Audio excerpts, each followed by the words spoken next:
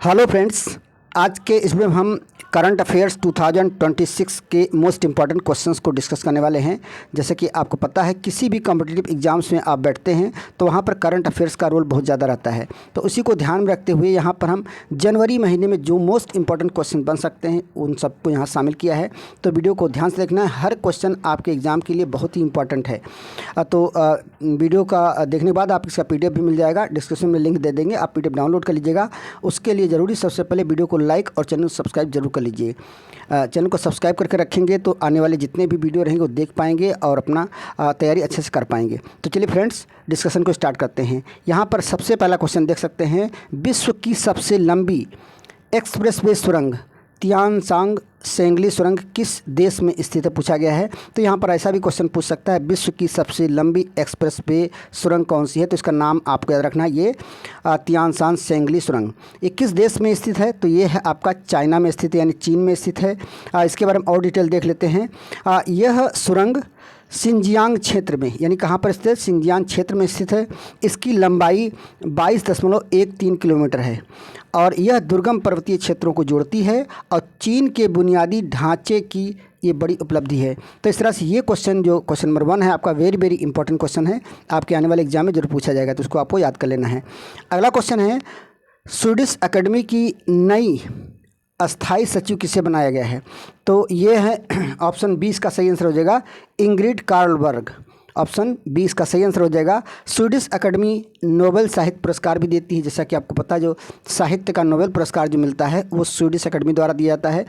और इंग्रिड जो है, इंग्रिड कार्लबर्ग जो है आपका एक प्रसिद्ध लेखिका भी हैं। वे जून 2026 से पद संभालेंगी और यह नियुक्ति प्रशासनिक दृष्टि से अहम है, ये भी आपको ध्यान रखना है। तो इनका नाम याद रखना है, इंग्रिड कार्लबर्ग, वेरी इंपॉर्टेंट। अगला है, पेड मिलिट्री गैप ईयर योजना किस देश ने शुरू की है। ये एक ऐसी योजना है जिसमें पैसा दे करके आप अपने आर्मी की ट्रेनिंग ले सकते हो। तो ये ब्रिटेन ने शुरू की है। ऑप्शन C इसका सही आंसर हो जाएगा। यह योजना 18 से 25 वर्ष के युवाओं के लिए है, यानी इसमें एज भी पूछा जा सकता है। अगर मल्टीपल ऑप्शन दिया जाएगा तो उसमें ये भी एक ऑप्शन हो सकता है, जैसे 1 2 सही, 2 3 सही, 4 सही, ऐसे करके। तो आपको याद रखना है कि यह योजना 18 से 25 वर्ष के युवाओं के लिए है। इसमें सेना में सशुल्क प्रशिक्षण मिलेगा, यानी इसके लिए शुल्क देना पड़ता है और मार्च 2026 से लागू होगी और युवाओं को सैन्य अनुभव देने में के उद्देश्य, यानी जो युवा वर्ग हैं उनको सैनिक की ट्रेनिंग दिया जाए, इसलिए ऐसा योजना शुरू करिए। पेड मिलिट्री गैप ईयर योजना ब्रिटेन द्वारा शुरू की गई है। अगला क्वेश्चन है, इजराइल ने किस देश को स्वतंत्र राष्ट्र के रूप में मान्यता दी है। अब ये भी इजराइल ने एक राष्ट्र को स्वतंत्र राष्ट्र का, एक देश को स्वतंत्र राष्ट्र का दर्जा दिया है, तो वो है सोमालीलैंड, यानी ऑप्शन B इसका सही आंसर हो जाएगा, सोमालीलैंड। सोमालीलैंड ने जो है 1991 में स्वतंत्रता घोषित की थी, यानी अपने आप को 1991 में ही स्वतंत्र घोषित कर दिया था। पहली बार इजराइल ने भी मान्यता दे दी है। यह अफ्रीकी कूटनीतिक में अहम कदम है, कह सकते हैं। क्षेत्रीय रणनीति को मजबूती मिलती है। तो ये सब चीज़ इसके फैक्ट हैं, तो आपको याद रखना है ये नाम, सोमालीलैंड। अगला क्वेश्चन है, इजराइल शांति पुरस्कार 2026 किसे दिया गया। ये पहली बार ऐसा हुआ, किसी विदेशी को दिया गया है, तो ये डोनाल्ड ट्रंप हैं। ऑप्शन B इसका सही आंसर हो जाएगा। यह पुरस्कार अब्राहम समझौते हेतु दिया जा रहा है। किस समझौते के, अब्राहम समझौते के तहत। ट्रंप पहले गैर इजरायली विजेता हैं, यानी पहली बार जो है गैर इजरायली को दिया गया है, जो कि ट्रंप को दिया गया है। मध्य पूर्व शांति में इनकी महत्वपूर्ण भूमिका रही है। अंतर्राष्ट्रीय विषय पर भी चर्चा बना रहा। तो ये है आपका नाम याद रखना है, डोनाल्ड ट्रंप को इजराइल शांति पुरस्कार दिया गया है। अगला क्वेश्चन है, नॉमिनल GDP के आधार पर भारत विश्व की कौन सी अर्थव्यवस्था बन गई है। तो ये है हमारे देश की चौथी अर्थव्यवस्था बन गई है। ऑप्शन आपका C सही हो जाएगा, चौथी अर्थव्यवस्था। अभी इसने भारत ने जो है जापान को पीछे छोड़ा है। तो यहाँ पर देख सकते हैं भारत ने जापान को पीछे छोड़ा और GDP का लगभग 4.18 ट्रिलियन डॉलर है। GDP में जो है इसका कह सकते हैं GDP लगभग कितना हो गया आपका, 4.18 ट्रिलियन डॉलर हो गया है हमारे देश का। और अब हमसे आगे जो देश हैं अमेरिका है, चीन है और जर्मनी है। यानी अमेरिका पहले स्थान पर, चीन उसके बाद, फिर उसके बाद जर्मनी, उसके बाद इंडिया का स्थान आता है। तो नॉमिनल जीडीपी के आधार पर भारत विश्व की अर्थव्यवस्था में कौन से स्थान पर आ गया? चौथे स्थान पर आ गया है। यहाँ पर जीडीपी जो है लगभग 4.18 ट्रिलियन डॉलर हो गई है, जो कि अब अमेरिका, चीन और जर्मनी से हम 4th नंबर पर आ गए हैं। हमसे यही 3 देश आगे हैं। अगला है 400 वर्ष पुरानी डाक सेवा, जो डाक सेवा होती है, बंद करने वाला पहला देश बन गया है। तो ये डेनमार्क बन गया है, जो 4 साल पहले डाक सेवा शुरू हुई थी तो उसको बंद कर दिया गया है।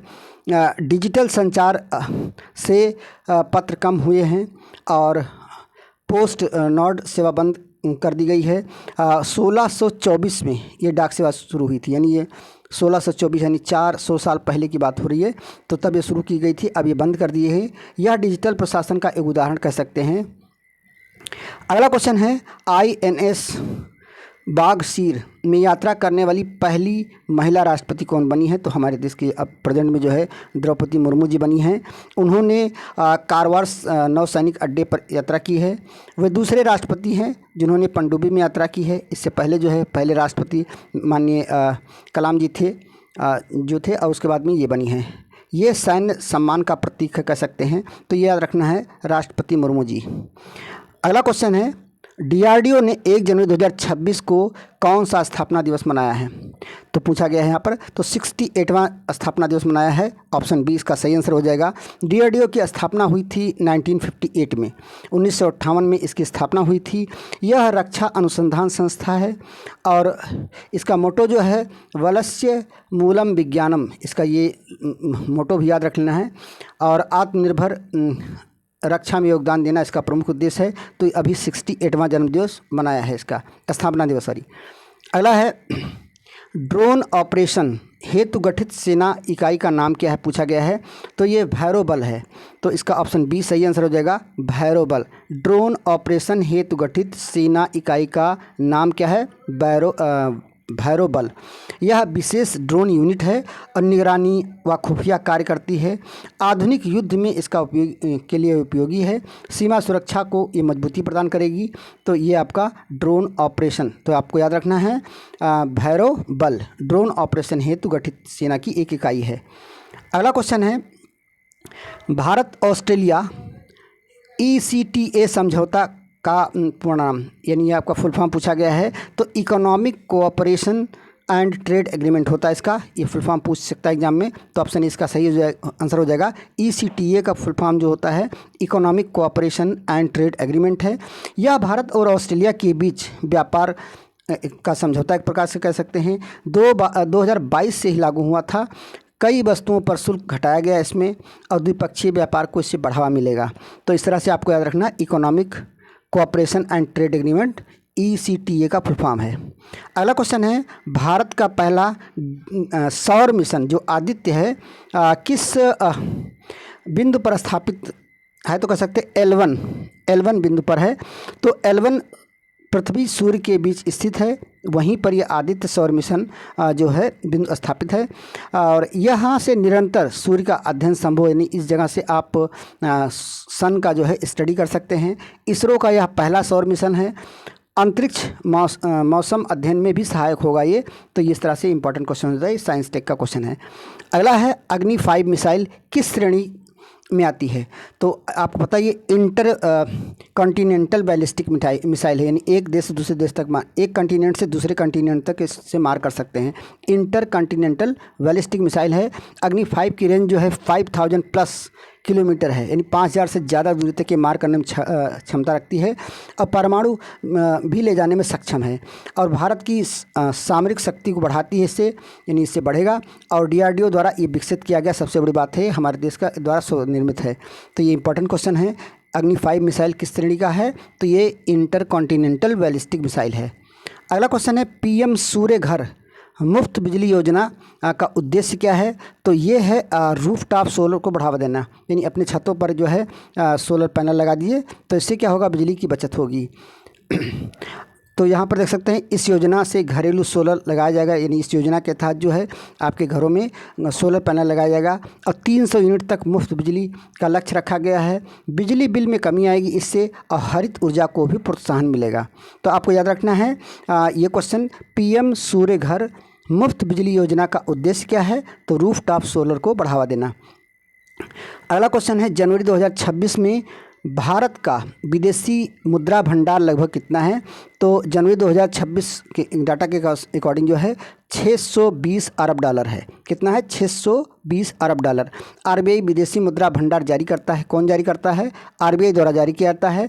यह आयात सुरक्षा के लिए ज़रूरी है और भारत विश्व के शीर्ष देशों में शामिल है। जैसा कि आपको पता, अभी बताया, चौथा स्थान पर आ गया है। आर्थिक स्थिरता का संकेत भी है ये। अगला क्वेश्चन है, एक राष्ट्र एक चुनाव समिति के अध्यक्ष कौन है? पूछा गया है।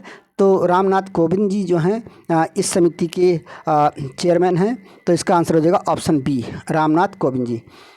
वे जो है भारत के पूर्व राष्ट्रपति रह चुके हैं और समिति चुनाव सुधारों पर भी काम कर रही है। एक साथ चुनाव कराने का पर अध्ययन किया जा रहा है और संवैधानिक पहलुओं की समीक्षा होती है इससे। तो एक राष्ट्र एक चुनाव समिति के अध्यक्ष कौन है? माननीय रामनाथ कोविंद जी हैं। अगला क्वेश्चन है, भारत का पहला सेमीकंडक्टर फैब प्लांट किस राज्य में स्थापित हो रहा है? यानी याद रखना, सेमीकंडक्टर फैब प्लांट किस राज्य में स्थापित किया रहा है? तो गुजरात में। ऑप्शन सी इसका सही आंसर हो जाएगा। यह योजना धोलेरा में है और टाटा समूह की भागीदारी से ये योजना स्थापित की जा रही है। और चिप निर्माण में आत्मनिर्भरता बढ़ेगी इससे। मेक इन इंडिया के तहत जो है मजबूती मिलेगी, यानी मेक इन इंडिया के तहत जो बनाता है तो मेक इन इंडिया को मजबूती मिलेगी। अगला क्वेश्चन है, राष्ट्रीय स्टार्टअप पुरस्कार 2026 किस मंत्रालय द्वारा जारी किया जाता है? तो ये है DPIIT। ऑप्शन सी इसका सही आंसर हो जाएगा। DPIIT जो है आपका उद्योग संवर्धन विभाग है और स्टार्टअप इकोसिस्टम को बढ़ावा देता है। ये एक ऐसा डिपार्टमेंट है जो कि स्टार्टअप इकोसिस्टम को बढ़ावा मिलता है इससे। नवाचार को भी सम्मानित किया जाता है और निवेश आकर्षित करने में इससे मदद भी मिलती है। तो राष्ट्रीय स्टार्टअप पुरस्कार 2026 किस मंत्रालय द्वारा दिया जाता है? तो DPIIT द्वारा। अगला क्वेश्चन है, क्वेश्चन नंबर 19, जनवरी 2026 में लॉन्च किया गया GSAT-24 किस उद्देश्य से है? यानी इसका उद्देश्य पूछा गया है। तो ब्रॉडकास्टिंग सेवाएं इसका मेन उद्देश्य है। तो ऑप्शन सी इसका सही आंसर हो जाएगा, ब्रॉडकास्टिंग। यह एक संचार उपग्रह है और डिजिटल टीवी सेवाओं में इसका उपयोग होगी और इसरो द्वारा लॉन्च किया गया। किसके द्वारा? इसरो द्वारा किया गया है। निजी क्षेत्र को भी इससे लाभ मिलेगा। तो जनवरी 2026 में लॉन्च किया गया GSAT-24 का उद्देश्य है ब्रॉडकास्टिंग सेवाएँ देना। अगला है आपका बहुत इंपॉर्टेंट क्वेश्चन है, भारत का पहला ग्रीन हाइड्रोजन हब कहाँ विकसित किया जा रहा है? पूछा गया है ग्रीन हाइड्रोजन हब कहाँ विकसित किया जा रहा है? तो ये लद्दाख में किया जा रहा है। वेरी वेरी इंपॉर्टेंट क्वेश्चन है। लद्दाख में सौर और पवन ऊर्जा प्रचुर मात्रा में, जैसा कि आपको पता है लद्दाख में सौर ऊर्जा भी इनफ मात्रा में है और पवन ऊर्जा भी। तो इसलिए यहाँ ग्रीन हाइड्रोजन हब स्थापित किया रहा है। ग्रीन हाइड्रोजन स्वच्छ ईंधन है और कार्बन उत्सर्जन में भी घटाने में भी सहायक होगी और राष्ट्रीय हाइड्रोजन मिशन का एक भाग है ये कह सकते हैं। तो ये आपका आंसर हो जाएगा। वेरी वेरी इंपॉर्टेंट क्वेश्चन है। भारत का पहला ग्रीन हाइड्रोजन हब कहाँ विकसित किया जा रहा है? तो ये लद्दाख में किया जा रहा है। इसका आंसर हो जाएगा ऑप्शन ए। अगला क्वेश्चन है, पूछा गया है INS वाघ सिर पनडुब्बी में यात्रा करने वाली पहली महिला राष्ट्रपति कौन है? तो ये रिपीट हो गया है, द्रौपदी मुर्मू जी हैं। और DRDO ने जनवरी 2026 में स्थापना दिवस कब मनाया है? 68 है। कुछ क्वेश्चन बहुत इंपॉर्टेंट वहाँ पर हमने रिपीट कर दिया है।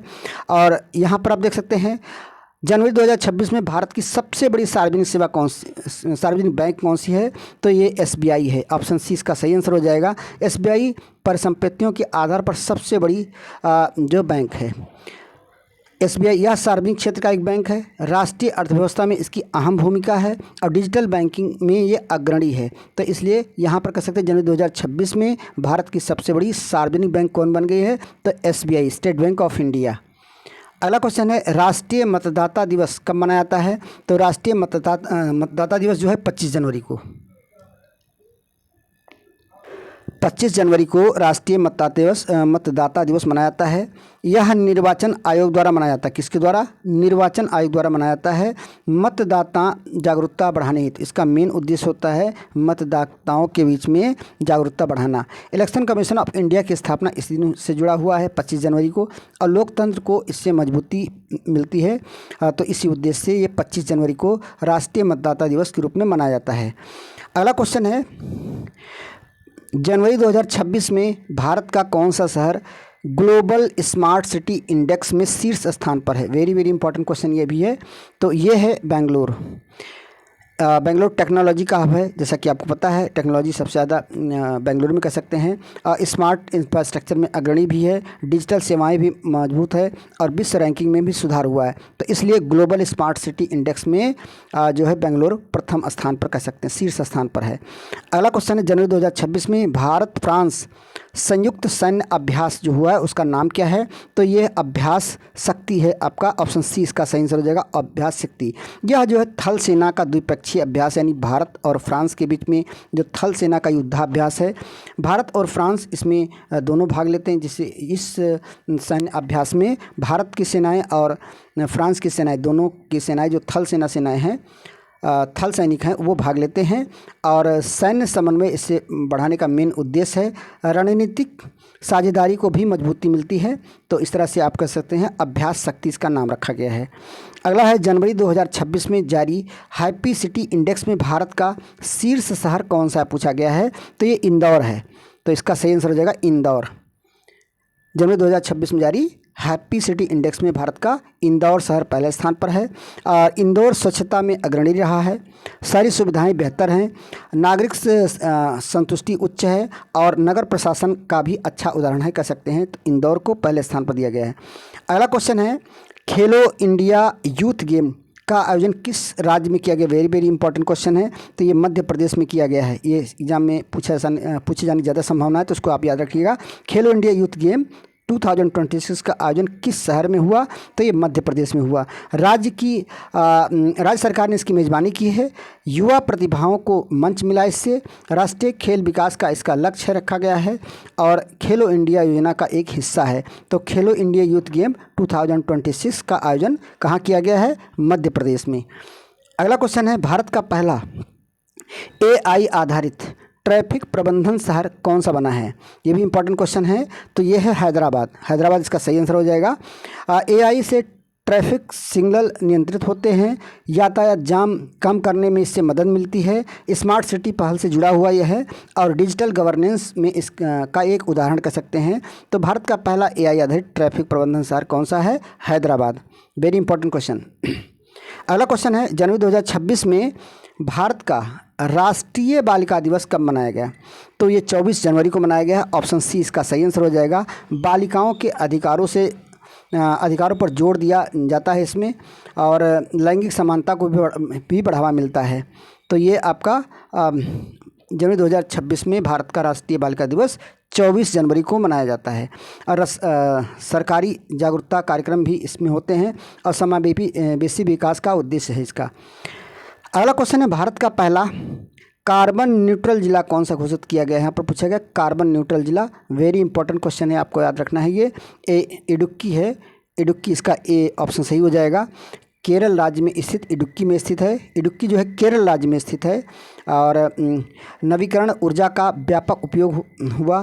कार्बन उत्सर्जन शून्य लक्ष्य रखा गया था, और पर्यावरण संरक्षण में की पहल थी। तो इस तरह से कह सकते हैं भारत का पहला कार्बन न्यूट्रल किसे घोषित किया गया है? तो इडुक्की को किया गया है। इडुक्की केरल राज्य में स्थित है। अगला क्वेश्चन है, जनवरी 2026 में किस राज्य ने मुख्यमंत्री ग्रामीण सौर योजना शुरू की है? ये भी इंपॉर्टेंट क्वेश्चन है। ये राजस्थान ने शुरू किया है। तो ग्रामीण क्षेत्रों में सोलर पैनल लगाने के उद्देश्य से योजना शुरू की गई है, यानी ग्रामीण क्षेत्रों में सोलर पैनल लगाए जाएंगे। किसानों को सस्ती बिजली मिलेगी, हरित ऊर्जा को बढ़ावा मिलेगा। राज्य की ऊर्जा की नीति से जुड़ा हुआ ये योजना है। तो यहाँ पर वेरी इंपॉर्टेंट क्वेश्चन हो जाता है कि जनवरी 2026 में किस राज्य ने मुख्यमंत्री ग्रामीण सौर योजना शुरू की है? तो ये राजस्थान शुरू किया है। अगला क्वेश्चन है, भारत में राष्ट्रीय सड़क सुरक्षा सप्ताह कब मनाया गया? तो ये 11 से 17 जनवरी, ऑप्शन बी इसका सही आंसर हो जाएगा। सड़क दुर्घटनाओं को कम करना इसका मेन उद्देश्य है। जागरूकता अभियान चलाए जाते हैं इसमें। परिवहन मंत्रालय द्वारा ये योजना आयोजित की जाती है और सुरक्षित यात्रा पर बल दिया जाता है। तो ऑप्शन बी इसका सही आंसर हो जाएगा। अगला क्वेश्चन है आपका, जनवरी 2026 में भारत का कौन सा राज्य ईज़ ऑफ डूइंग बिजनेस में शीर्ष स्थान पर रहा है, यानी पहले स्थान पर था? तो ये है आपका गुजरात। ऑप्शन ए इसका सही आंसर हो जाएगा। औद्योगिक नीतियां अनुकूलित हैं, यानी अनुकूल हैं। निवेशकों के लिए सरल प्रक्रियाएं बनाई गई हैं। रोजगार सृजन में मदद मिलती है और राज्य की आर्थिक रूप से विकास होता है। तो इस तरह से ईज़ ऑफ डूइंग बिजनेस में शीर्ष स्थान पर आपका गुजरात रहा है। तो अगला क्वेश्चन है आपका, INS इम्फाल किस प्रकार का युद्धपोत है? तो यहाँ पर पूछा गया ये विध्वंसक जो है युद्धपोत है। तो ऑप्शन सी इसका सही आंसर हो जाएगा। INS इम्फाल विशाखापट्टनम श्रेणी का है और स्वदेशी रूप से निर्मित, यानी अपने देश में ही निर्मित किया गया है। समुद्री सुरक्षा को बढ़ावा मिलेगा। इससे क्या होगा? समुद्री सुरक्षा को बढ़ावा मिलेगा। आत्मनिर्भर भारत का एक उदाहरण है, ये कह सकते हैं। तो INS इम्फाल किस प्रकार का युद्धपोत है? तो ये विध्वंसक टाइप का युद्धपोत है। अगला क्वेश्चन है, जनवरी 2026 में जारी ग्लोबल इनोवेशन इंडेक्स किस संस्था द्वारा जारी किया था? वेरी इंपॉर्टेंट क्वेश्चन है। तो WIPO द्वारा जारी किया था, यानी ऑप्शन बी इसका सही आंसर हो जाएगा। WIPO जो है एक बौद्धिक संपदा संस्था है। नवाचार क्षेत्र का आकलन करती है। भारत की रैंकिंग में भी सुधार हुआ है। R&D को बढ़ावा, रिसर्च एंड डेवलपमेंट को बढ़ावा मिलती है इससे। तो ये है आपका WIPO जो है संस्था द्वारा जारी किया जाता है, ग्लोबल इनोवेशन इंडेक्स। अगला क्वेश्चन है, प्रधानमंत्री जन धन योजना की शुरुआत किस वर्ष हुई थी? तो ये 2014 में हुई थी। तो ऑप्शन सी इसका सही आंसर हो जाएगा। प्रधानमंत्री जन धन योजना 2014 में शुरू हुई थी। इसका उद्देश्य जो था वित्तीय समावेशन था। हर नागरिक को बैंक खाता मिला और DBT में जो सहायक योजना है, कह सकते हैं, गरीबों को भी औपचारिक बैंकिंग से जोड़ा गया, यानी गरीब लोग जो कभी बैंक से नहीं जुड़े थे उनको भी जोड़ने का अवसर मिला। अगला क्वेश्चन है, यहाँ पर देख सकते हैं, जनवरी 2026 में भारत का कौन सा खिलाड़ी ICC player of the month बना है? ये भी इंपॉर्टेंट क्वेश्चन है। जसप्रीत बुमराह बने हैं। तो ऑप्शन बी इसका सही आंसर हो जाएगा, जसप्रीत बुमराह। उन्होंने शानदार गेंदबाजी की। जैसा कि आपको पता है जसप्रीत बुमराह बहुत अच्छे जो है बॉलिंग करते हैं, बॉलर हैं। तो उन्होंने शानदार गेंदबाजी की है और अंतर्राष्ट्रीय प्रदर्शन में इसका योगदान जो है बहुत उत्कृष्ट था। ICC मासिक जो है पुरस्कार देती है और भारत की क्रिकेट ताकत को दर्शाता है। तो ये है आपका जसप्रीत बुमराह जी को याद रखना है इस क्वेश्चन में। अगला क्वेश्चन है, राष्ट्रीय मतदाता सेवा पोर्टल किस संस्था द्वारा संचालित होता है? तो मतदाता जुड़ा हुआ है, आप समझ सकते हैं। तो ये आपका निर्वाचन आयोग द्वारा। यह ऑनलाइन मतदाता सेवाएं देती है और नामांकन और संशोधन में सुविधा देती है और डिजिटल लोकतंत्र को बढ़ावा देती है और चुनाव प्रक्रिया को सरल बनाती है। तो ये आपका है राष्ट्रीय मतदाता पोर्टल, निर्वाचन आयोग द्वारा संचालित संस्था है, पोर्टल है। भारत का पहला डिजिटल विश्वविद्यालय किस राज्य में स्थापित किया गया है? वेरी इंपॉर्टेंट क्वेश्चन है आपका एग्जाम पॉइंट ऑफ व्यू से। भारत का पहला डिजिटल विश्वविद्यालय किस राज्य में स्थापित किया गया है? तो ये उत्तर प्रदेश में किया गया है। ऑप्शन बी इसका सही आंसर हो जाएगा। लखनऊ में इसकी स्थापना की गई है, यानी जो डिजिटल विश्वविद्यालय, भारत का पहला डिजिटल विश्वविद्यालय है, वो लखनऊ में स्थापित किया, उत्तर प्रदेश में। ऑनलाइन शिक्षा को बढ़ावा देना इसका मेन उद्देश्य है। और NEP 2020 से जुड़ा हुआ एक प्रकार से कदम है, कह सकते हैं। और उच्च शिक्षा में डिजिटल को बढ़ावा देना इसका मेन उद्देश्य है। तो अगला क्वेश्चन है, ग्रीन टू गोल्ड योजना किस राज्य से संबंधित है? तो ये हिमाचल प्रदेश से है। वेरी इंपॉर्टेंट क्वेश्चन, ये भी आपका इंपॉर्टेंट क्वेश्चन लगा लीजिए। ग्रीन टू गोल्ड योजना किस राज्य से संबंधित है? तो ये हिमाचल प्रदेश से जुड़ी है। यह योजना भांग की खेती की वैध खेती से जुड़ा हुआ है, आपको याद रखना है। औद्योगिक, औषधीय और औद्योगिक उपयोग हेतु अनुमति यानी कोई औषधि बना रहे हैं या कोई इंडस्ट्रियल पर्पज़ से कर रहे हैं तो उसके लिए अनुमति मिलती है। किसानों की आय से बढ़ेगी, यानी किसानों की आय को बढ़ाना इसका मेन लक्ष्य है। सरकार द्वारा ये नियंत्रित मॉडल पर काम करेगी। तो ये आपको रखना है हिमाचल प्रदेश। अगला क्वेश्चन है, यहाँ पर पूछा गया है राष्ट्रीय सांख्यिकी दिवस किस महान व्यक्ति की जयंती पर मनाया जाता है? तो ये है महालनोबिस मॉडल आपको याद होगा। तो महालनोबिस महान व्यक्ति के जयंती पर ये मनाया जाता है। प्रशांत चंद्र महालनोबिस जो थे एक प्रसिद्ध स्टैटिस्टिक यानी क्या कह सकते हैं सांख्यिकी विद थे। उन्होंने भारतीय सांख्यिकी संस्थान की स्थापना की थी। नीति निर्माण में सांख्यिकी का योगदान रहता है, आपको पता है। NSO से संबंधित ये दिवस है, कह सकते हैं नेशनल स्टैटिस्टिकल ऑर्गेनाइजेशन, NSO का फुल फॉर्म होता है। तो महालनोबिस आपको ये याद रखना है। अगला है जनवरी 2026 में भारत का कौन सा राज्य 100% LPG कवरेज हासिल करने वाला राज्य बना है? वेरी इंपॉर्टेंट क्वेश्चन है, ये भी आपको याद रखना है। ये गोवा बन गया है, गोवा बन गया। वेरी इंपॉर्टेंट क्वेश्चन है, आपको याद रखना है। जनवरी 2026 में भारत का कौन सा राज्य 100% LPG कवरेज हासिल करने वाला राज्य बन गया है? तो ये गोवा है। सभी घरों में LPG कनेक्शन पहुंच गया है और उज्ज्वला योजना से सहायता मिली इसको। स्वच्छ ईंधन को बढ़ावा मिला और महिलाएं स्वास्थ्य जो महिला स्वास्थ्य पर सकारात्मक प्रभाव पड़ा। पहले क्या होता, लकड़ी जलाते थे, धुआं होता था, अब इससे फुर्सत मिल गई। अगला है भारत की पहली बुलेट ट्रेन योजना किन दो शहरों के बीच चलाई गई? तो ये कह सकते हैं मुंबई और अहमदाबाद, यानी ऑप्शन सी इसका सही आंसर हो जाएगा।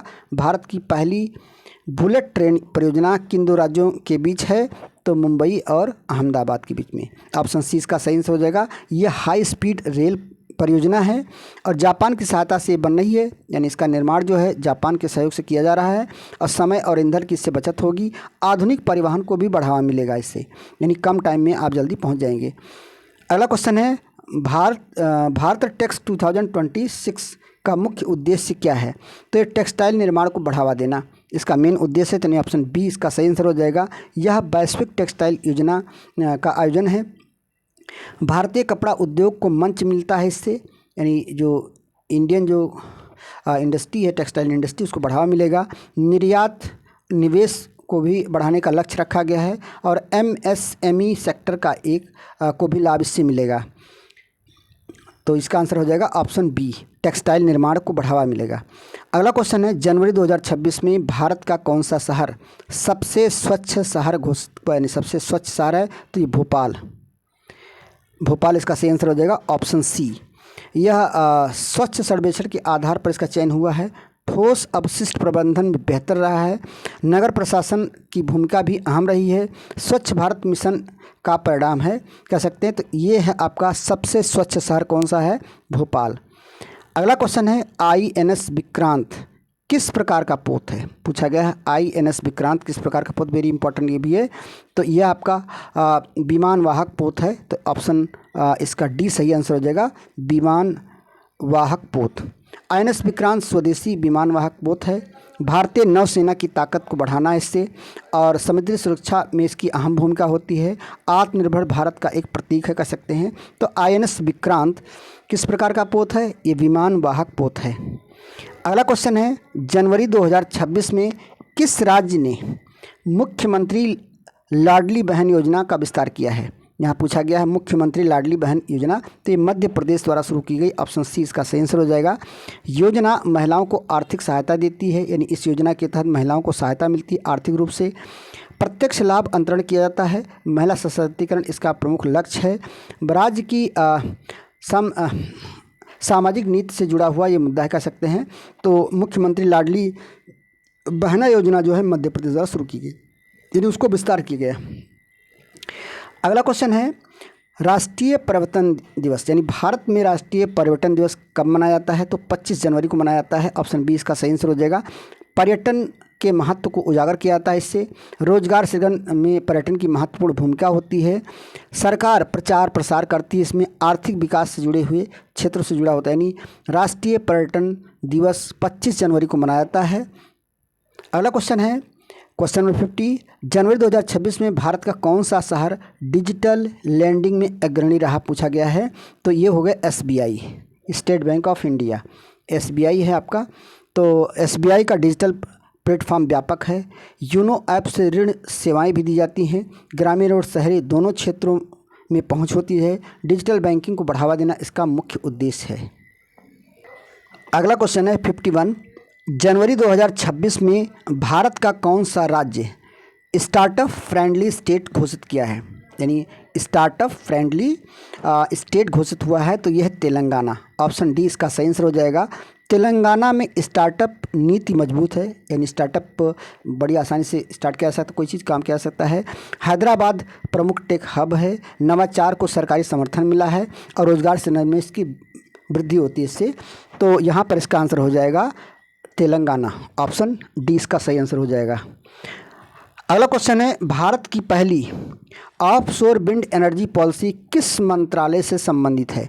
तो ये है नवीन और नवीकरण ऊर्जा मंत्रालय द्वारा की जाती है। तो ऑप्शन बी इसका सही आंसर हो जाएगा। भारत की पहली ऑफशोर विंड एनर्जी पॉलिसी किस मंत्रालय से संबंधित है? तो ये नवीन और नवीनीकरण ऊर्जा मंत्रालय द्वारा शुरू किए इससे संबंधित है। ऑफशोर विंड समुद्र में स्थापित होती है। स्वच्छ ऊर्जा उत्पादन इसका प्रमुख लक्ष्य है। कार्बन उत्सर्जन घटाने में सहायक है और राष्ट्रीय जलवायु लक्ष्यों से जुड़ा हुआ होता है। तो कह सकते हैं यहाँ पर कि भारत की पहली ऑफशोर विंड एनर्जी पॉलिसी नवीन व नवीकरण ऊर्जा मंत्रालय द्वारा या उससे संबंधित है। अगला क्वेश्चन है जनवरी 2026 में भारत ने किस देश के साथ युद्धाभ्यास किया है? तो यह है अमेरिका, यानी ऑप्शन ए इसका सही आंसर हो जाएगा। यह युद्धाभ्यास जो थल सेना का संयुक्त अभ्यास था, यानी जो युद्धाभ्यास हुआ है अमेरिका के साथ भारत का, तो ये है आपका थल सेना युद्धाभ्यास था। थल सेना भाग ली थी। सैन्य कौशल साझा किए जाते हैं इस तरह के सैन्य अभ्यास में और रणनीतिक साझेदारी को मजबूत होती है इससे और इंटर ऑपरेटिबिलिटी भी इससे बढ़ती है। अगला क्वेश्चन है राष्ट्रीय मतदाता हेल्पलाइन नंबर क्या है? तो 1950 आपको याद रखना है 1950। यह निर्वाचन आयोग द्वारा संचालित होती है। मतदाता संबंधी जानकारियां इसमें मिल जाती हैं। शिकायत दर्ज करने की सुविधा है। डिजिटल लोकतंत्र को बढ़ावा भी इससे मिलता है। तो यानी ऑप्शन सी इसका सही आंसर हो जाएगा। अगला क्वेश्चन जनवरी 2026 में भारत का कौन सा शहर फूड स्ट्रीट कैपिटल बना है? वेरी इंपॉर्टेंट क्वेश्चन ये भी है आपका। फूड स्ट्रीट कैपिटल बना है तो इंदौर बना है, यानी ऑप्शन बी इसका सही आंसर हो जाएगा। इंदौर स्वच्छता में भी अग्रणी है, आपको पता है। फूड स्ट्रीट में के लिए भी ये प्रसिद्ध है। नगर निगम की पहल से इसका विकास हुआ है, कह सकते हैं। पर्यटन को इससे बढ़ावा मिलेगा। तो इसका सही आंसर हो जाएगा ऑप्शन बी इंदौर। अगला क्वेश्चन है भारत में राष्ट्रीय युवा दिवस किसकी जयंती पर मनाया जाता है? ये भी बहुत इंपॉर्टेंट क्वेश्चन है। ये स्वामी विवेकानंद जी के जन्मदिन मनाया जाता है, यानी ऑप्शन सी इसका सही आंसर हो जाएगा। राष्ट्रीय युवा दिवस जो है 12 जनवरी को मनाया जाता है, 12 जनवरी। और युवाओं को प्रेरित करना इसका प्रमुख उद्देश्य है। विवेकानंद के विचारों का प्रसार करना और चरित्र निर्माण पर बल देना इसका मुख्य उद्देश्य होता है। तो भारत में राष्ट्रीय युवा दिवस जो कि 12 जनवरी को मनाया जाता है, स्वामी विवेकानंद की जयंती पर मनाया जाता है। अगला क्वेश्चन है जनवरी 2026 में भारत का कौन सा राज्य 100% डिजिटल पंचायत घोषित हुआ है? वेरी इंपॉर्टेंट क्वेश्चन, ये भी आपका इंपॉर्टेंट क्वेश्चन है। ये केरल है इसका सही आंसर। तो केरल डिजिटल गवर्नेंस में अग्रणी है। सभी पंचायतें ऑनलाइन सेवाओं से जुड़ी हैं और ई गवर्नेंस को बढ़ावा मिला, इससे ग्रामीण प्रशासन सशक्त हुआ है। तो जनवरी 2026 में भारत का केरल राज्य 100% डिजिटल पंचायत के रूप में घोषित किया गया है। अगला क्वेश्चन है राष्ट्रीय बाल विज्ञान दिवस बाल विज्ञान कांग्रेस किससे संबंधित है? तो ये विज्ञान और नवाचार से संबंधित है। ऑप्शन सी इसका सही आंसर हो जाएगा। यह बच्चों में वैज्ञानिक सोच बढ़ाती है।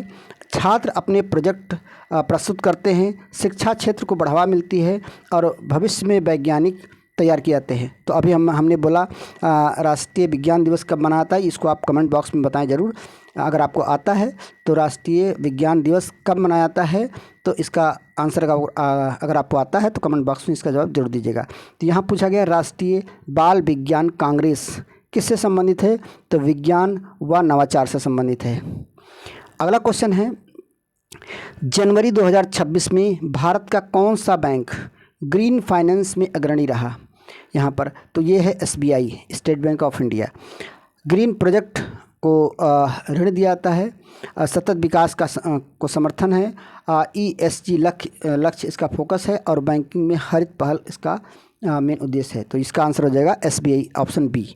अगला क्वेश्चन है, भारत का पहला मल्टी मॉडल लॉजिस्टिक पार्क कहाँ विकसित हुआ? तो वेरी इंपॉर्टेंट क्वेश्चन है, ये भी आपको याद रखना है। वेरी वेरी इंपॉर्टेंट क्वेश्चन है कि भारत का पहला मल्टी मॉडल लॉजिस्टिक पार्क ये नागपुर में है। यहाँ पर ऑप्शन ए इसका सही आंसर हो जाएगा, नागपुर। लॉजिस्टिक लागत कम करना इसका प्रमुख लक्ष्य होता है। सड़क, रेल और हवाई संपर्क से बढ़ेगा। PM गति शक्ति योजना से जुड़ा हुआ है और व्यापार को भी इससे गति मिलेगी। तो इसका मेन उद्देश्य है। तो आपके लिए बहुत इंपॉर्टेंट क्वेश्चन है। तो भारत का पहला मल्टी मॉडल लॉजिस्टिक पार्क कहाँ विकसित किया जा रहा? तो ये नागपुर इसका आंसर हो जाएगा। अगला क्वेश्चन है, बिहार का दूसरा टाइगर रिजर्व कौन सा बना है? तो कैमूर। बिहार का दूसरा टाइगर रिजर्व कौन सा है? कैमूर। यह बिहार का दूसरा टाइगर रिजर्व है। पहला वाल्मीकि टाइगर रिजर्व है और ये भी दूसरा बनाया गया है। बढ़ती बाघों की जनसंख्या को संतुलित करना और संरक्षण क्षेत्र का विस्तार करना इसका मुख्य उद्देश्य है। तो कैमूर जो है बिहार का दूसरा टाइगर रिजर्व है। पहला टाइगर रिजर्व कौन सी है? Valmiki tiger reserve. तो ये दोनों बातें याद रखना है। बिहार का पहला टाइगर रिजर्व कौन सा है? वाल्मीकि, और दूसरा है आपका कैमूर। अगला क्वेश्चन है, यहाँ पूछा गया है, राष्ट्रीय स्वच्छ गंगा मिशन किस मंत्रालय के अंतर्गत है? तो ये आपका जल शक्ति मंत्रालय, यानी ऑप्शन ए इसका सही आंसर हो जाएगा। गंगा की सफाई इसका मेन उद्देश्य है, यानी गंगा को स्वच्छ रखना। नदी संरक्षण पर फोकस किया जाता है इसमें।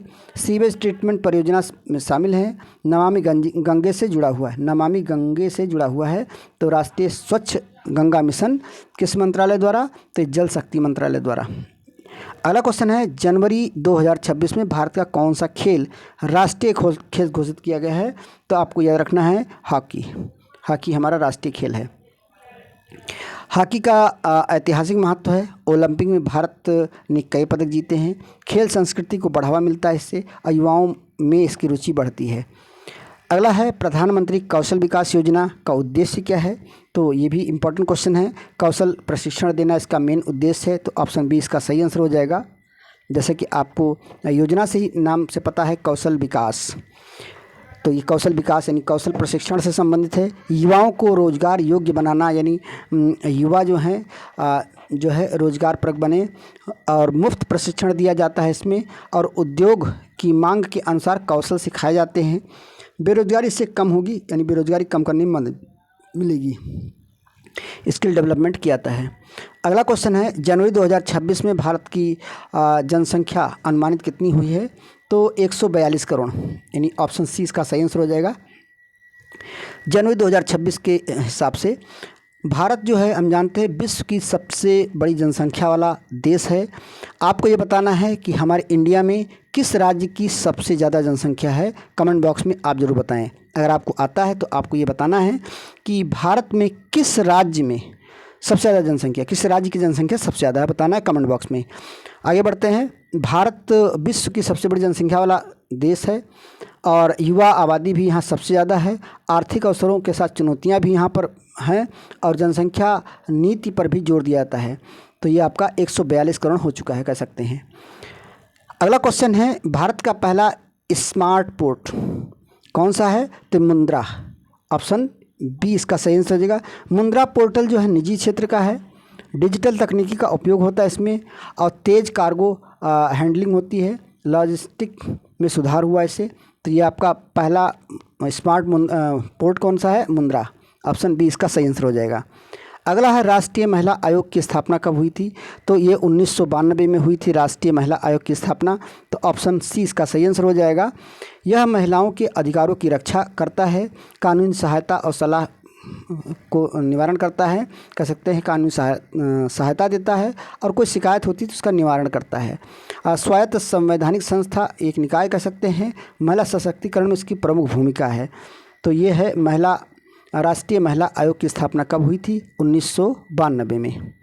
अगला क्वेश्चन है, जनवरी 2026 में भारत का कौन सा राज्य सबसे बड़ा दुग्ध उत्पादक राज्य बना है। तो वेरी इंपॉर्टेंट क्वेश्चन है, जनवरी 2026 में भारत का कौन सा राज्य यानी सबसे बड़ा दुग्ध उत्पादक राज्य है? तो उत्तर प्रदेश है। उत्तर प्रदेश जो है पूरे भारत में सबसे ज़्यादा दूध का प्रोडक्शन करता है। यूपी दूध उत्पादन में अग्रणी है। ग्रामीण अर्थव्यवस्था को इससे बल मिलता है और सहकारी दुग्ध संघ जो है सक्रिय है। इसमें कृषि आय में इससे वृद्धि होती है।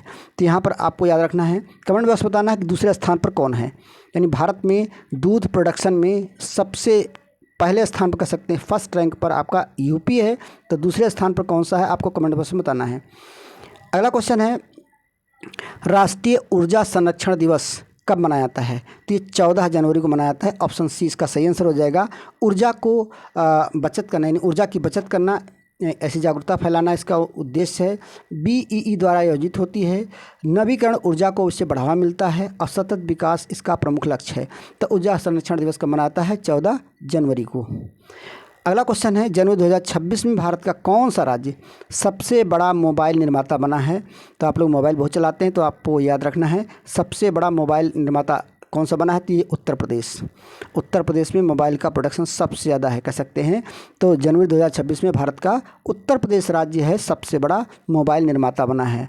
नोएडा मोबाइल निर्माण हब है, यानी नोएडा में इसका सबसे ज़्यादा प्रोडक्शन होता है। मेक इन इंडिया के तहत इसका उत्पादन बढ़ा है। रोजगार के अवसर बने हैं, इलेक्ट्रॉनिक निर्माण में ही बढ़ावा मिला है कह सकते हैं। तो वेरी इंपॉर्टेंट क्वेश्चन है, अगर आप उत्तर प्रदेश का कोई एग्जाम देने जा रहे हैं तो ये क्वेश्चन आपके लिए बहुत ही इंपॉर्टेंट है कह सकते हैं। अगला क्वेश्चन है, राष्ट्रीय आपदा प्रबंधन प्राधिकरण के अध्यक्ष कौन हैं? कौन होते हैं पूछा जाता है। तो जब भी कोई ऐसा होता है राष्ट्रीय आपदा प्रबंधन, जो भी PM होते हैं उस देश के वही बनते हैं। तो हमारे यहाँ राष्ट्रीय आपदा प्रबंधन प्राधिकरण के अध्यक्ष जो प्रधानमंत्री होते हैं। तो ऑप्शन सी इसका सही आंसर हो जाएगा। NDMA आपदा प्रबंधन में शीर्ष संस्था है। नीति निर्माण समन्वय करना इसका उद्देश्य है। आपदा प्रक्रिया में अहम भूमिका होती है। राज्यों को भी दिशा निर्देश देती है। तो ये वेरी इंपॉर्टेंट क्वेश्चन है। तो प्रधानमंत्री। अगला क्वेश्चन है, जनवरी 2026 में भारत ने किस देश के साथ मालाबार नौसैन्य अभ्यास किया? बहुत इंपॉर्टेंट क्वेश्चन ये भी है। तो अमेरिका के साथ किया। ऑप्शन बी इसका सही आंसर हो जाएगा। तो यहाँ पर ये भी याद रखना है, मालाबार नौसैन्य अभ्यास किन किन देशों के बीच में होता है? तो भारत और अमेरिका के बीच में होता है। मालाबार नौसैन्य अभ्यास, ये भी आर्मी का जो है, ये थल सेना नहीं बल्कि नौसेना, जल सेना जो है आपकी नेवी से संबंधित है। तो मालाबार नौसेना अभ्यास नेवी का है यानी जल सेना का है और भारत और अमेरिका के बीच में इसका होता है नौसैन्य अभ्यास। लेकिन इसमें प्रेजेंट में 4 देश शामिल है, भारत, अमेरिका, जापान और ऑस्ट्रेलिया। इसमें 4 देश शामिल है, आपको रखना है। तो ये आपका किस देश के साथ हुआ? तो यहाँ पर आपको 4 देश शामिल याद रखना है। समुद्री सुरक्षा पर फोकस और इंडो पैसिफिक सहयोग को बढ़ावा देना। तो यहाँ पर प्रेजेंट में ये चीज़ याद रखना है। अगर मालाबार नौसैन्य अभ्यास पूछा जाए तो इसमें 4 देश हैं। एक है आपका इंडिया, दूसरा है आपका जापान, तीसरा है आपका अमेरिका और चौथा है आपका ऑस्ट्रेलिया।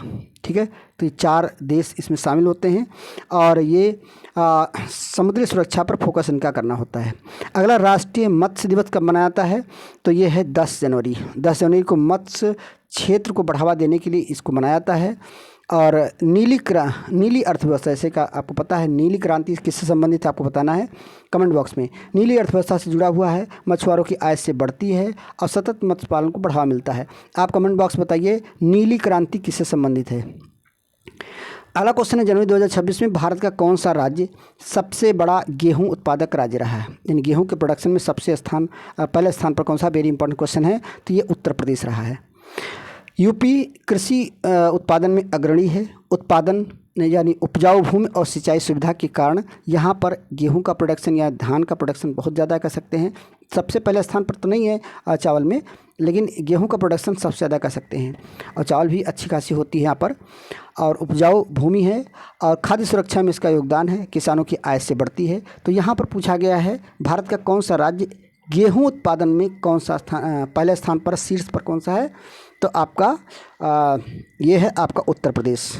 और चावल में आपका वेस्ट बंगाल है पहले स्थान पर, लेकिन यूपी में भी चावल बहुत होता है, याद रखना है आपको। बताना कि यूपी में चावल प्रोडक्शन में कौन सा स्थान है यूपी का। अगला क्वेश्चन है आपका, राष्ट्रीय शिक्षा नीति का मुख्य उद्देश्य, यानी राष्ट्रीय शिक्षा नीति 2020 का मुख्य उद्देश्य क्या है? तो ये समग्र कौशल आधारित शिक्षा देना है इसका मेन उद्देश्य। ऑप्शन सी इसका सही आंसर हो जाएगा। NEP 2020 बहुविषयक शिक्षा पर जोर देता है। रचनात्मकता और कौशल विकास इसका प्रमुख लक्ष्य है। ड्रॉप आउट कम करने को, जो बच्चे छोड़ के चले जाते हैं उनको फिर से पढ़ाई के क्षेत्र में लाने का इसका मेन उद्देश्य है। वैश्विक मानकों से मेल है इसका कह सकते हैं। तो इसका मेन उत्तर राष्ट्रीय शिक्षा नीति का मुख्य उद्देश्य है समग्र एवं कौशल आधारित शिक्षा देना। अगला क्वेश्चन है, जनवरी 2026 में भारत का कौन सा शहर स्टार्टअप कैपिटल कहलाता है? स्टार्टअप कैपिटल, तो ये है बेंगलुरु।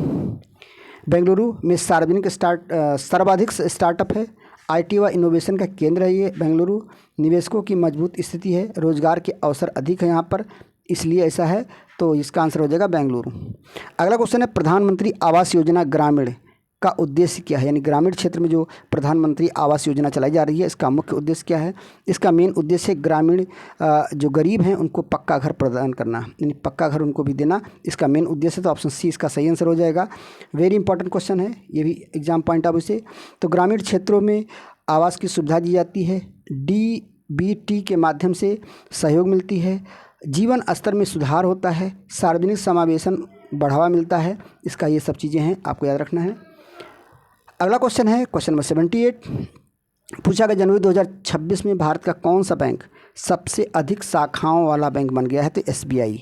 तो इसका आंसर हो जाएगा सी, ऑप्शन सी इसका सही आंसर है SBI। SBI की बहुत सारी शाखाएं हैं। SBI शाखाएं देश भर में हैं।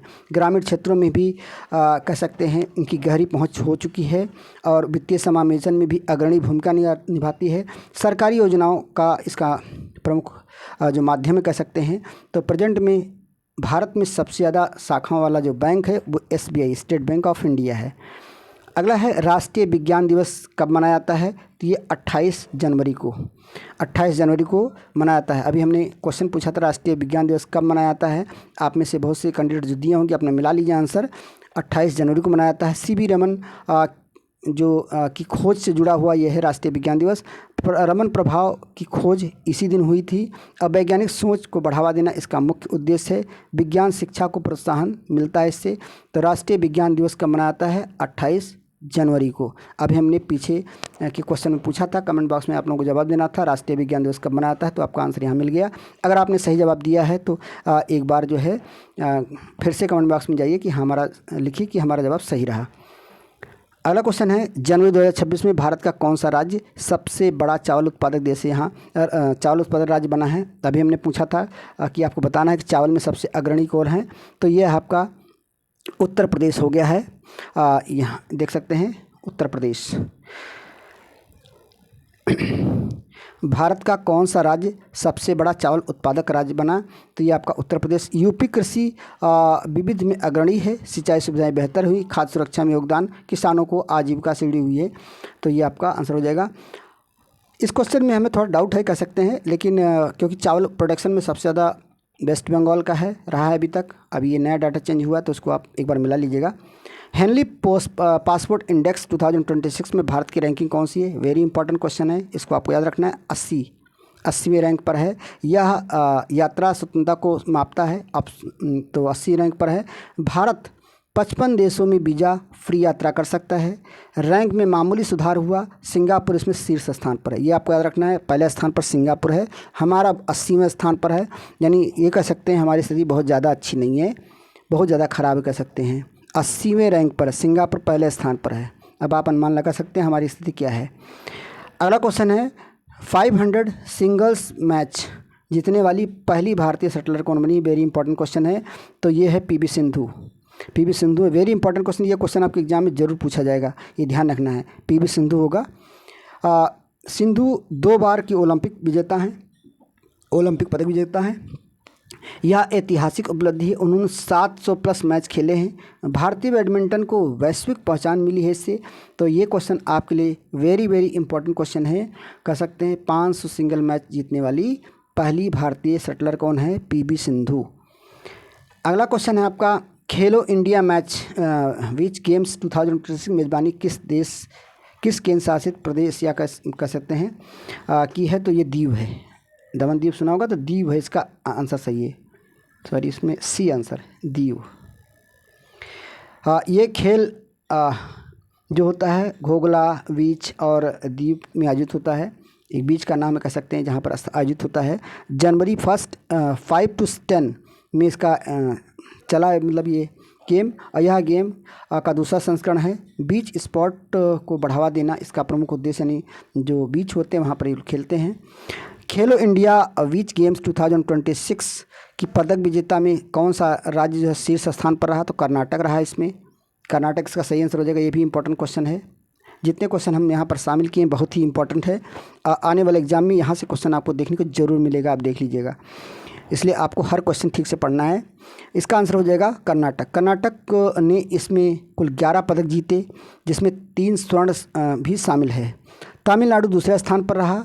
यह राज्य की खेल नीति में सफलता को दर्शाता है, यानी पहले स्थान पर आपका रहा ये कर्नाटक, जिसने कुल 11 पदक जीते, इसमें 3 स्वर्ण रहा। और तमिलनाडु जो है दूसरे स्थान पर रहा। तो ये सब चीज़ें याद रखना है। पहला स्थान पर कर्नाटक, दूसरे स्थान पर तमिलनाडु। अगला क्वेश्चन है, वर्ष 2025 में इंदिरा गांधी शांति पुरस्कार किसे दिया जाएगा? पूछा गया है। ये थोड़ा लेट करके दिया जाता है। ग्रासा मार्शल को। यह ग्रासा मार्शल मोजाम्बिक की मानवाधिकार कार्यकर्ता हैं। यह पुरस्कार शांति और विकास के लिए दिया जाता है। उन्होंने महिला और बाल अधिकारों पर काफ़ी कुछ काम किया है। यह भारत का एक प्रतिष्ठित पुरस्कार है। यहाँ पर पीछे दिया गया, यानी थोड़ा लेट करके दिया जाता है पुरस्कार, ये आपको ध्यान रखना है। इसलिए ग्रासा मार्शल इंदिरा गांधी शांति पुरस्कार जो है जीतने वाली महिला हैं। अगला है पद्मश्री पानी पुरस्कार 2026 के लिए किस संगीतकार का चयन किया गया है? वेरी इंपॉर्टेंट क्वेश्चन है, ये भी आपको याद रखना है। ये इलैयाराजा को दिया जा रहा है। तो ऑप्शन बी इसका सही आंसर हो जाएगा, इलैयाराजा। यह लाइफ टाइम अचीवमेंट पुरस्कार है इनका। और इलैयाराजा दक्षिण भारतीय संगीत के दिग्गज हैं, कह सकते हैं। पुरस्कार जो है अजंता एलोरा फिल्म महोत्सव में दिया जाएगा। और इसमें जो है स्मृति चिन्ह दी जाती है, कुछ नगद राशि भी दी जाती है इसमें। तो आपको याद रखना है इलैयाराजा। वेरी इंपॉर्टेंट क्वेश्चन है।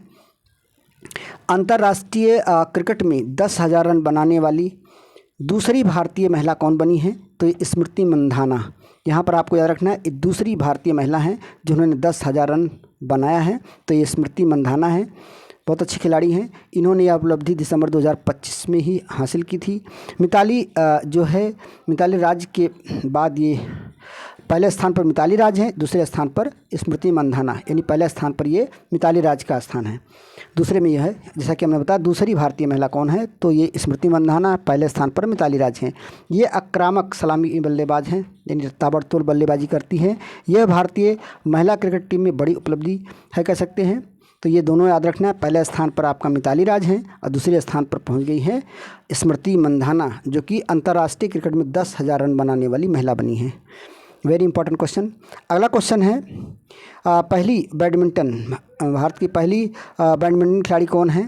तो ये पीवी सिंधु कह सकते हैं। वेरी इंपॉर्टेंट क्वेश्चन, कई बार एग्जाम में पूछा भी गया है। सिंधु जो है 2 बार ओलंपिक पदक विजेता भी हैं, 2 बार ओलंपिक पदक जीत चुकी हैं।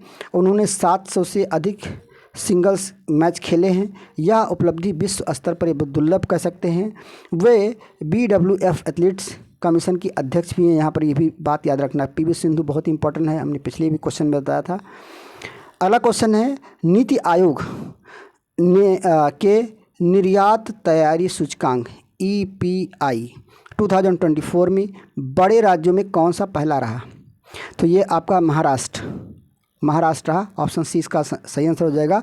महाराष्ट्र निर्यात बुनियादी ढांचे में अग्रणी रहा, पहली बात।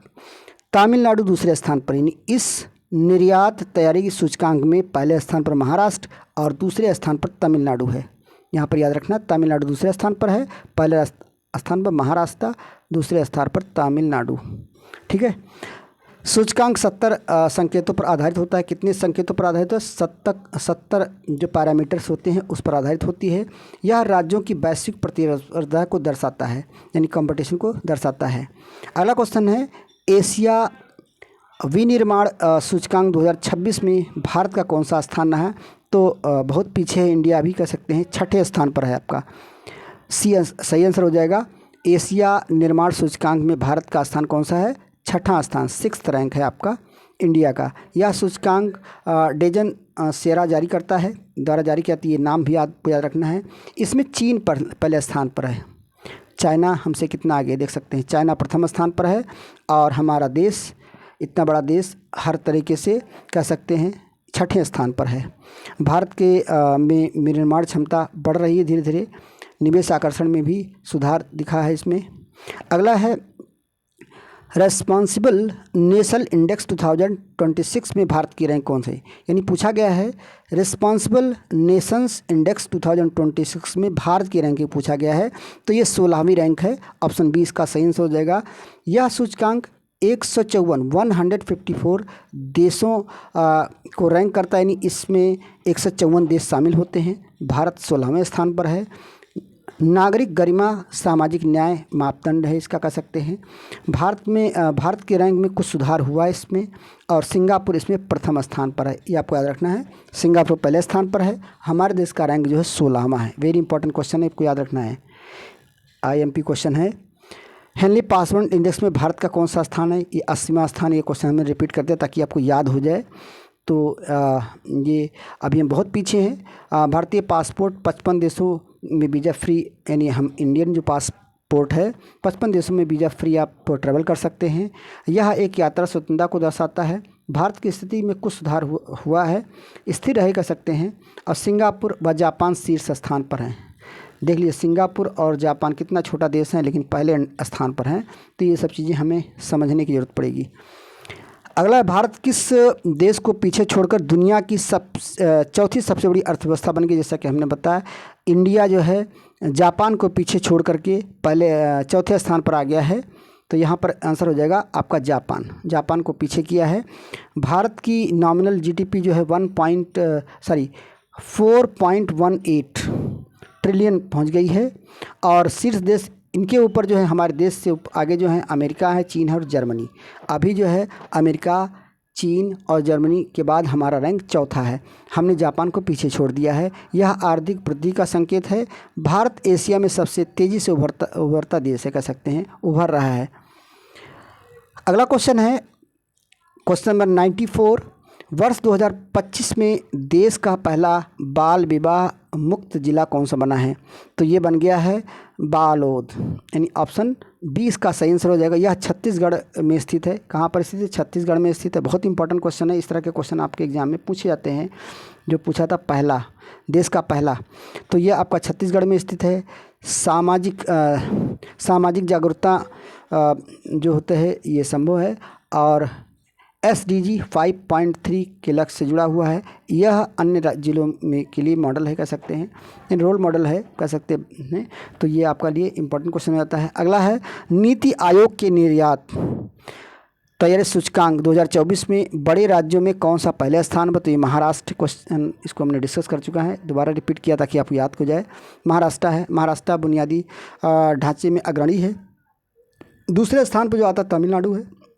संकेतांक जो है, जो पैरामीटर 70 होते हैं यहाँ पर, और राज्यों की वैश्विक प्रतिस्पर्धा को बढ़ावा मिलता है, यानी कॉम्पिटिटिवनेस को बढ़ावा मिलता है। तो महाराष्ट्र पहले स्थान पर और तमिलनाडु दूसरे स्थान पर, ये आपको याद रखना है। अगला क्वेश्चन है, एशिया विनिर्माण सूचकांक 2026 में भारत का कौन सा स्थान है? छठा स्थान पर है, यानी 6th रैंक पर है। यह सूचकांक आपका ये है डेजॉन सेरा द्वारा, चीन पहले स्थान पर है। और ये निर्माण क्षमता को बढ़ावा देना, निवेश में सुधार करना, इसका यही मेन उद्देश्य है। रिस्पॉन्सिबल नेशन इंडेक्स में भारत की कौन सी रैंकिंग है यहाँ पर अभी हम डिस्कस करें, 16वां रैंक है। ये भी क्वेश्चन मैंने रिपीट कर दिया ताकि ये क्वेश्चन इंपॉर्टेंट बहुत ज़्यादा है, इसलिए याद हो जाए। 154 देश इसमें शामिल होते हैं। यह सूचकांक में 154 देश शामिल होते हैं। गरिमा, नागरिक गरिमा और सामाजिक न्याय इसका मेन होता है। भारत की रैंक में कुछ सुधार हुआ। शीर्ष स्थान पर आपका सिंगापुर है, आपको याद रखना है। हेनली पासपोर्ट इंडेक्स में भारत का रैंक 80वां है। ये 55 देशों में वीज़ा फ्री आप यात्रा कर सकते हैं। यह यात्रा स्वतंत्रता को बढ़ावा देता है। भारत की स्थिति में सुधार हुआ है, लेकिन याद रखना सिंगापुर और जापान इसमें पहले स्थान पर हैं। अब भारत किस देश को पीछे छोड़कर चौथी अर्थव्यवस्था बन गई? जापान को छोड़कर बन गई है। नॉमिनल GDP जो है आपका $4.18 ट्रिलियन है, पर इसके आगे आपका अमेरिका, चीन और जापान है। ये सब चीज़ें हैं। अगला क्वेश्चन है, वर्ष 2025 में देश का पहला बाल विवाह मुक्त जिला कौन सा बना है? तो बालोद बना है। यहाँ पर देख सकते हैं, यह ज़िला छत्तीसगढ़ में स्थित एक ज़िला है। तो ये भी बातें आपको याद रखना है। तो इस तरह से हमने यहाँ पर मोस्ट इम्पॉर्टेंट 100 क्वेश्चंस को डिस्कस किया। आई होप आपको समझ में आ गया होगा। इसमें कुछ क्वेश्चन हमने जो रिपीट किया बहुत ही इंपॉर्टेंट है, इसलिए हमने 2 बार कर दिया ताकि आप लोगों को याद हो जाए। आने वाले वीडियो में हम आने वाले जो नेक्स्ट वीडियो आएंगे उसमें अगले महीने यानी फरवरी का, फिर मार्च, पूरा 1 साल का 1 बाय 1 करके डिस्कस करेंगे। तो आप लोग वीडियो को लाइक और चैनल को सब्सक्राइब करके जरूर रखें। वीडियो कैसा लगा आप कमेंट बॉक्स में जरूर बताएं, और वीडियो आप कहाँ से देख रहे हैं, यानी किस जगह से, किस राज्य, किस ज़िले से देख रहे हैं, उसको भी आप कमेंट बॉक्स में ज़रूर बताइए हमें। और हम किस टॉपिक पर और वीडियो आप चाहते हैं इसको भी बताएं कमेंट बॉक्स में, ताकि उससे रिलेटेड भी हम कंटेंट आपके लिए ला सकें। मिलते हैं अगले वीडियो में, तब तक के लिए GS ज्ञान ट्यूब चैनल के आपको बहुत बहुत धन्यवाद। जय हिंद, जय भारत।